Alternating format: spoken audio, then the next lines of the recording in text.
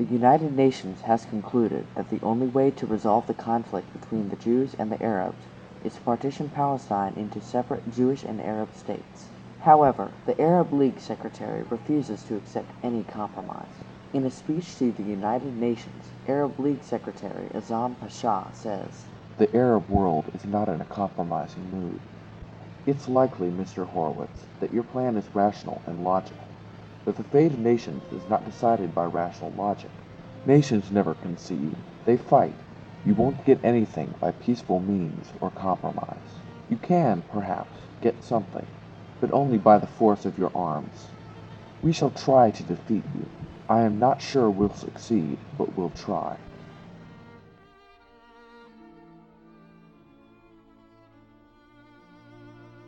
Despite unending opposition by Pasha and the rest of the Islamic Palestinians, the majority recommendation for partition was approved. A map showing the effects of the Partition Plan was drawn. The Jewish state was to contain roughly 5,500 square miles of land, and the Arab state 4,500. The Arab Higher Committee spokesman told the UN that the Arabs would drench the soil of our beloved country with the last drop of our blood.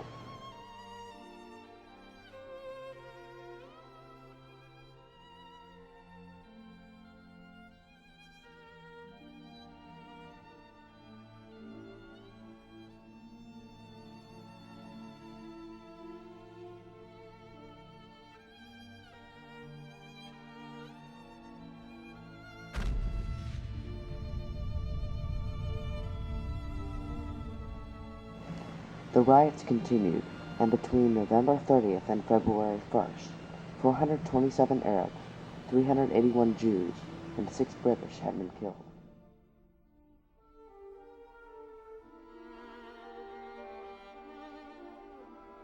In January, the Holy Men of Al-Azhar University in Cairo proclaimed a jihad, or holy war, against the Jews. Large-scale assaults began on January 9, 1948. Approximately 1,000 Arabs attacked communities in northern Palestine. By February, the British reported that they lacked the forces to drive the Arabs back, and turned over bases and arms to the Arab Legion.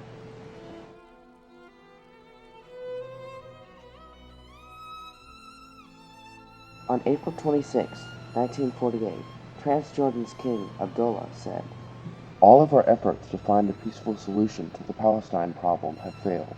The only way left for us is war. I will have the pleasure and honor to save Palestine." The UN blamed the Arabs for the violence, reporting, "Powerful Arab interests, both inside and outside Palestine, are defying the resolution of the General Assembly and are engaged in a deliberate effort to alter by force the settlement envisaged therein." Jamal Husseini bluntly replied, "We did not deny this. We told the whole world that we were going to fight." Because the partition resolution was never suspended or rescinded, the State of Israel was established on May 14th, as the British left the country.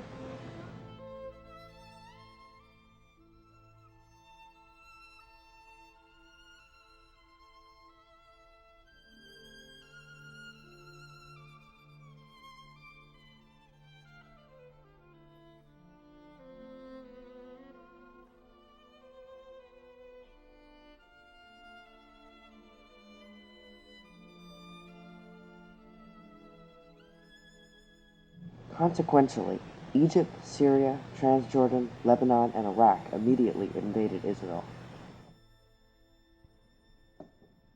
The West Bank is like a belly in Israel. The West Bank was conquered by the Jordanian Legion during the War of Liberation. They came from the other side of the Jordan and they captured this area.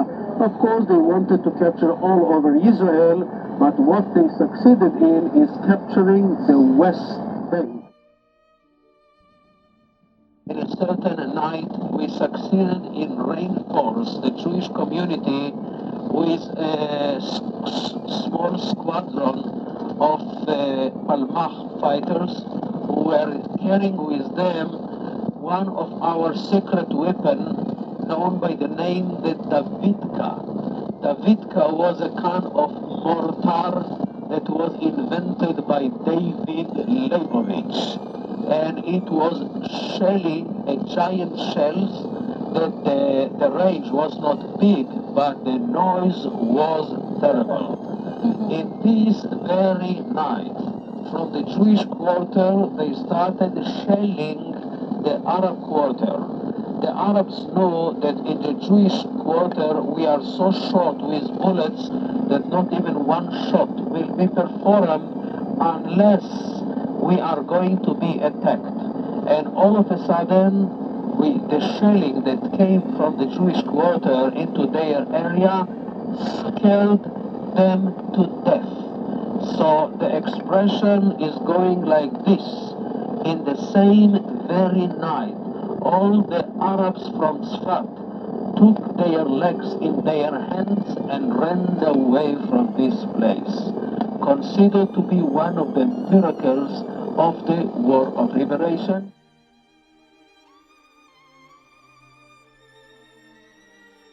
The initial phase of combat ended after the Security Council threatened to cite the Arab governments for aggression under the Charter.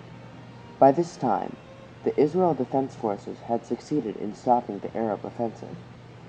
A representative from the UN was sent to Palestine to mediate a military truce and negotiate a settlement. However, all attempts made to reach a reasonable resolution failed. The Jews had no reason to agree to any settlement. They were becoming more successful in defending against the Arab forces, and were also expanding their control over territory outside the original partition boundaries.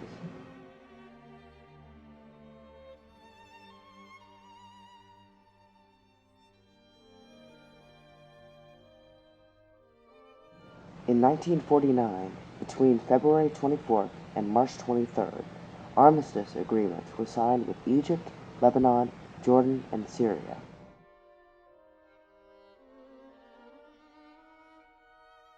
The Jews had won their war of independence with very little help from the Western world.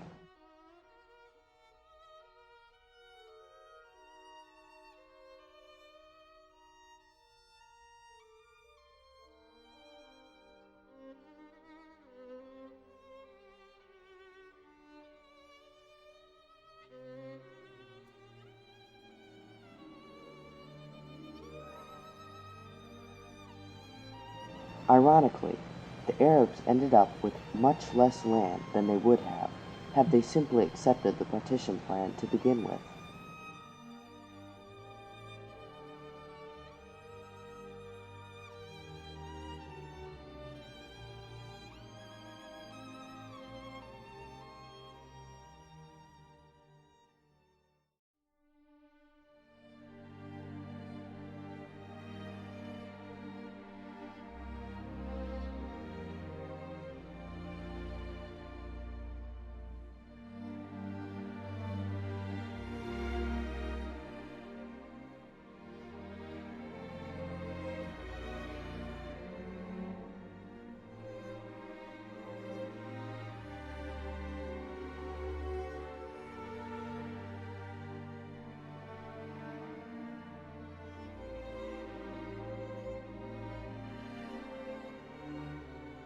Though the Jews had won, the Israeli death toll was 6,373, nearly 1% of the Jewish population.